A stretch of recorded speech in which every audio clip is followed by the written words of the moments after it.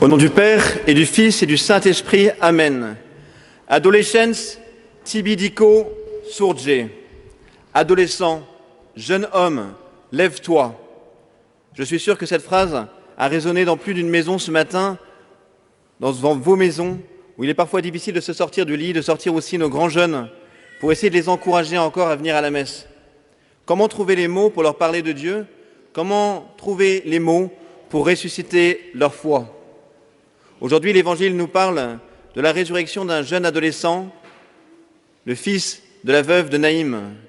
Qui peut se sentir visé? Qui parmi nous est encore cet adolescent? Personne n'aime être appelé un adolescent. C'est une période souvent douloureuse et frustrante de notre vie. Et pourtant, une période si décisive dont nous ne sommes jamais vraiment sortis. Mais qu'est-ce que l'adolescence? L'adolescent, adolescens, est une figure qui traverse la Bible. Et dans la Vulgate, l'adolescence apparaît dès la Genèse et garde sa place jusque dans les Actes des Apôtres. Le premier adolescent de la Bible, savez-vous où il apparaît? Il apparaît dans un chapitre obscur de la Genèse, au chapitre 34, dans une sombre histoire d'amour frustré entre deux jeunes adolescents, Dina et Sichem. Dès son ouverture, dès son premier livre, la Bible nous montre qu'elle n'est pas ignorante des défis de notre adolescence, qu'elle n'est pas naïve par rapport aux tentations et aux défis que nous avons tous relevés à cet âge-là et que certains de nous relèvent aujourd'hui. Mais la Bible, dès ces chapitres-là, nous montre que la blessure d'amour que nous avons tous dans notre cœur attend un sauveur, attend une réponse, attend une conversion. Et cette conversion, elle nous est donnée déjà dans le graduel, avant même l'Évangile. Bonum est confiteri Domino, et salere nomini tuo altissime. C'est ce que nous avons chanté dans le graduel tiré du psaume 111. Oui, il est bon de te louer, Seigneur, il est bon de redire ta louange. Dans un âge que l'on appelle trop souvent l'âge ingrat, c'est bien l'ingratitude qui nous exaspère. Et pourtant, ingrats, ne nous sommes-le tous pas. Ne sommes-nous pas tous des enfants ingrats de notre Père du ciel? Nous avons reçu l'abondance de ces dons, nous avons été bénis par une surabondance de grâce, et pourtant plaintes et gémissements viennent alourdir notre quotidien. Le Seigneur, aujourd'hui, dans l'Évangile, nous montre dans la guérison de l'adolescent de Jaïr que cet âge est un âge héroïque, digne d'être aimé, digne même d'être ressuscité. Sommes-nous prêts à ressusciter ces années parfois douloureuses de notre vie? Sommes-nous prêts à ressusciter les adolescents morts de notre monde, ces adolescents endormis, en leur donnant une nouvelle chance et en osant croire de nouveau en eux? Le Très Saint-Père, dans son exhortation apostolique Christus Vivit, écrit, après le synode sur les jeunes et les vocations, nous donne un exemple et nous interpelle sur l'urgence de croire de nouveau dans l'appel à la sainteté des jeunes d'aujourd'hui.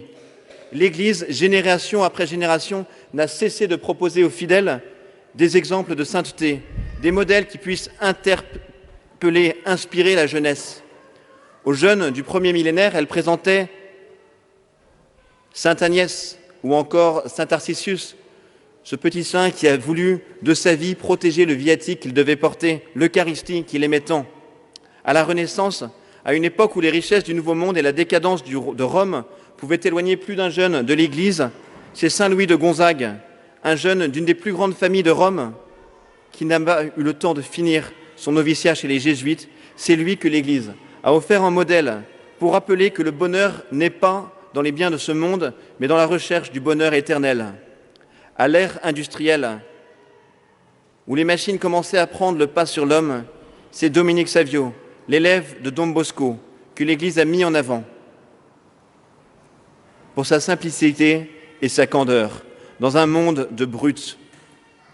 Au XIXe siècle, à des jeunes romantiques, pleins d'espoir, l'Église a aussi donné en modèle un grand saint que Thérèse de Lisieux avait dans ses mains au moment de sa mort. Dans une main, le crucifix, et en l'autre, celui avec lequel elle souhaitait passer l'éternité. Il s'agit de Théophane Vénard, un simple enfant du Poitou qui, à 24 ans, est parti en mission pour mourir quelques années après au Tonkin, décapité parce qu'il témoignait d'un Dieu qui s'est livré pour nous. Ce jeune, il a inspiré une génération de missionnaires. Il a inspiré des générations de carmélites. Il a su donner cette espérance dont on a besoin. Se rappelle que la sainteté n'attend pas les années, mais qu'elle commence aujourd'hui quand on répond à l'appel du Seigneur. Tous dans notre vie, et je sais que dans cette paroisse aussi, vous avez des témoignages de sainteté très proches qui vous sont chers. On a tous dans notre vie la chance de voir des témoins de l'amour de Dieu, des missionnaires de la miséricorde, qui nous aident à croire que la sainteté n'est pas pour demain, mais qu'elle commence aujourd'hui. Au XXIe siècle, qui pourra faire entrer la sainteté dans un nouveau millénaire? Qui pourra nous montrer un chemin vers le ciel dans un siècle où nos tablettes et nos écrans, nos ordinateurs semblent souvent justement faire écran entre nous et Dieu? Qui pourra entrer au ciel avec un portable dans la main? À un monde qui cherche des héros, l'Église ne se fatigue pas d'offrir un nouveau modèle. Dans son exhortation « Christus vivit », le Christ est vivant, et de nouveau devant des scouts et guides d'Europe venus des quatre coins de notre continent, Sa Sainteté le Pape François a donné en exemple aux jeunes les grandes figures de Jeanne d'Arc, de Pierre-Georges Frassati, mais il a aussi parlé d'une figure encore largement inconnue des fidèles de France, Carlo Acutis, un saint ordinaire, et pourtant un héros des vertus chrétiennes, dans un monde dévoyé et souvent détourné de Dieu par les pièges d'Internet. Peut-on surfer sur Internet et devenir saint? Peut-on avoir Facebook et aller au ciel? Peut-on, en un mot, vivre dans ce monde et y vivre en chrétien? Notre bon pape ose croire que oui, et nous aussi avec lui. Il nous en donne l'exemple avec Carlo, un simple jeune, né en 1991 et mort en 2006 d'une leucémie fulgurante, qui sut faire d'Internet un outil pour mieux connaître Dieu et mieux le faire connaître. Un adolescent qui a cru ce que nous chanterons dans l'antienne de communion, Panis, quem ego dedero, caro mea, est pro seculi vita. L'Eucharistie, c'était sa vie. C'était sa vie au point qu'il voulait en parler à tous et à chacun, et qu'à partir du jour de sa première communion, il a demandé à sa maman de l'emmener à l'église non pas une fois de temps en temps, mais bien tous les jours, et que tous les jours de ses 7 ans à ses 15 ans, il va à l'église pour recevoir Jésus. Que de ses 7 ans à ses 15 ans, il se demande comment mieux parler à ses amis qu'il voit venir pour la première communion, mais disparaître le jour de leur confirmation. Comment mieux leur parler de Jésus? Comment mieux dire à nos amis à quel point Jésus a changé notre vie et comment il veut nous nourrir de son corps et de son sang? Il se dit qu'il faut utiliser Internet. Il se dit qu'aujourd'hui, pour rejoindre les jeunes, il faut être là où ils sont et utiliser les nouveaux moyens de communication.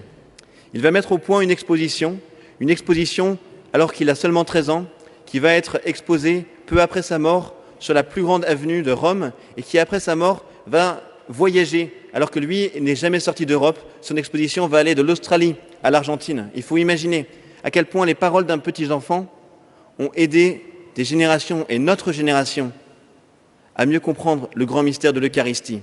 Dans les années 90, où on réduisait l'Eucharistie à un phénomène totalement horizontal, lui vient nous rappeler que la plus grande chose dans l'Eucharistie, c'est ce miracle qui arrive une fois de temps en temps, mais qui arrive tous les jours, quand le prêtre redit les mêmes paroles que le Christ a dites. Dans l'histoire, il y a eu des miracles incroyables, comme le miracle de Bolzène, comme même à Paris ou à La Rochelle. En France, il y a aussi des miracles où parfois des prêtres mécréants célèbrent avec peu de cœur l'Eucharistie et devant eux, ce qui est seulement du pain et du vin se transforme en chair et en sang.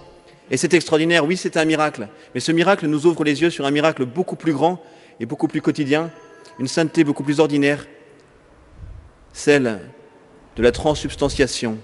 Un mot que les enfants ont du mal à comprendre, que Carlo avait aussi du mal à comprendre, mais qui nous dit bien la grandeur de ce mystère. Il se passe quelque chose dans les mains du prêtre que personne ne peut tout à fait bien comprendre. Carlo sait qu'on en est témoin. Et il sait qu'il y en a encore aujourd'hui, pas seulement au Moyen-Âge, mais que ce miracle, il se passe devant nos yeux tous les jours. Et qu'il y a des témoins, à l'époque, peu connus, mais qui deviendront bientôt célèbres. Carlo fait une exposition et parle d'un miracle qui a lieu, non pas en France ni en Italie, mais en Argentine, dans les années 90. Et de ce miracle, il y a un témoin qui à l'époque est un inconnu et qu'aujourd'hui tout le monde connaît. Le pape François, quand il était évêque de Buenos Aires, voit un jour arriver un prêtre lui expliquer l'expérience très bizarre qu'il a eue en célébrant l'Eucharistie quand il a vu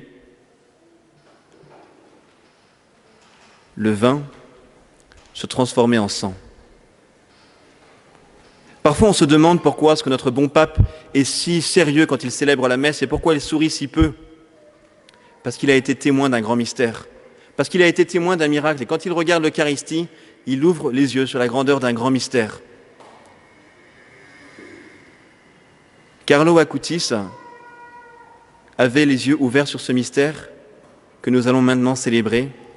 Demandons-lui d'ouvrir non seulement nos yeux, mais les yeux de nos jeunes qui perdent si souvent la foi, qu'ils puissent, dans son témoignage, essayer de la retrouver, dans cette figure de sainteté à découvrir, pour retrouver espoir dans la jeunesse d'aujourd'hui et lui donner le modèle dont elle a besoin.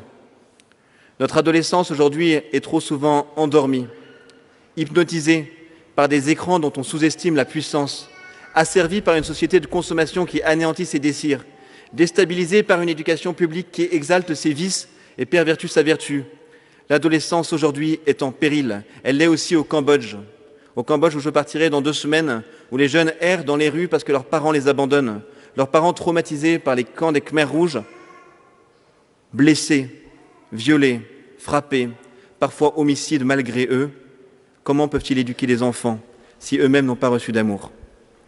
Aujourd'hui, on a besoin d'une nouvelle génération de missionnaires parce que c'est l'Asie tout entière qui se réveille du cauchemar du communisme, des parents qui ont élevé leurs enfants dans la politique de l'enfant unique et qui n'ont même pas su les aimer avec suffisamment d'amour en pensant à tous les autres enfants qui ne sont jamais nés. Aujourd'hui, au Cambodge, en Chine, en Thaïlande, en Birmanie, en Inde, il y a des immenses défis à relever parce que nous, on est là. Nous, enfants, on est aimés. Mais combien d'enfants, aujourd'hui encore en Asie, sont abandonnés ? Il faut des missionnaires, il faut des chrétiens qui osent donner du temps, peut-être une année de volontariat, peut-être 6 mois de volontariat, peut-être des vacances quand on est à la retraite. Il y a un volontariat senior aux missions étrangères pour permettre aux généraux à la retraite de faire du bien en aidant les missions. En soutenant aussi les prêtres et les missionnaires par votre prière, vous participez à cet élan missionnaire. Vous participez à cette mission qui a commencé le jour où Marie a accueilli en son sein celui qui viendrait nous sauver. Cette mission, elle se poursuit aujourd'hui par nos mains, par nos voix. Mais s'il n'y a pas de missionnaire demain pour annoncer cet évangile, eh bien la bonne nouvelle est retenue et cachée par notre faute. La seule chose que Jésus nous demande, c'est de laisser abonder, surabonder, déborder cet amour qu'il a fait éclore en nos cœurs, qu'il vient maintenant nourrir par son Eucharistie. Pour cela, il faut des modèles. Pour cela, on a besoin de Carlo. On a besoin de Théophane Vénard. On a besoin de tous les ciels pour nous encourager. On a besoin aussi du témoignage de la Bible. Dans la Bible, l'adolescence n'est pas idéalisée. On sait que parfois c'est difficile de tenir pendant les longs sermons. Et c'est pour ça que le dernier adolescent de la Bible, dans les Actes des Apôtres, c'est une histoire assez amusante qu'on oublie de lire parfois dans l'Évangile, à l'Église. Mais c'est l'histoire d'un jeune garçon, dans les Actes des Apôtres, qui trouvait le sermon de Sœur Pierre tellement long qu'il s'est endormi, mais il ne s'est pas endormi sur sa chaise, il s'est endormi sur le balcon. Et dans son sommeil, il est passé de l'autre côté du balcon, et lui aussi, comme l'enfant de l'Évangile aujourd'hui, il est tombé et il est mort. Heureusement, Pierre l'a ressuscité. Aujourd'hui, nos adolescents sont souvent lassés et endormis par les prêchis-prêchats d'une morale catholique sans contenu. Comme l'adolescent du discours de Pierre, ils tombent du balcon de leur désillusion quand les défis de l'adolescence deviennent trop grands. Aujourd'hui, par la grâce de Dieu, nous voulons les réveiller, les encourager, les ressusciter. Notre adolescence est souvent vue comme une période d'ennui, de déception, de désillusion. Et pourtant, il faut revenir à son origine. Adolescere, c'est grandir et croître comme une flamme, selon son étymologie latine. Adolescere, c'est brûler d'un feu et laisser le feu ancien de la foi de nos parents se consumer dans le feu nouveau d'une foi qui doit nécessairement devenir adulte et personnelle. C'est vivre de l'esprit du Christ, comme dit saint Paul aux Galates dans l'Épître, vivre de ses vertus, non pas se chamailler, se critiquer, mais vivre vraiment des vertus du Christ. Je me réjouis que cette année, le thème de votre paroisse, ce soit la morale non pas moralisatrice, mais la morale des vertus du Christ, celle qui se rend bien compte que quand on rencontre Jésus, notre vie en est nécessairement transformée. Si nos jeunes ont la grâce de rencontrer Jésus, ils peuvent aussi se laisser transformer par lui, pour vivre de sa justice, de sa force, de sa prudence et de sa tempérance. Aujourd'hui, ces vertus sont héroïques. Adolescents, réveillez-vous, soyez les héros dont le monde a besoin. Et nous pouvons tous nous interroger. Suis-je sorti victorieux de mon adolescence? Suis-je rentré dans l'âge de la reconnaissance? Quel est mon plus beau souvenir? Et quelle a été ma plus grande souffrance? Suis-je prêt à me laisser ressusciter? Suis-je prêt à me lever pour répondre à son appel et continuer à grandir dans le feu de son amour? Si nous voulons suivre Jésus, levons-nous pour lui redire notre foi, pour chanter le credo, non plus d'une foi d'enfant, mais d'une foi d'adulte, et accueillons celui qui vient encore pour nous réveiller et nous sauver, car Dieu vient maintenant visiter son peuple, au nom du Père, du Fils et du Saint-Esprit.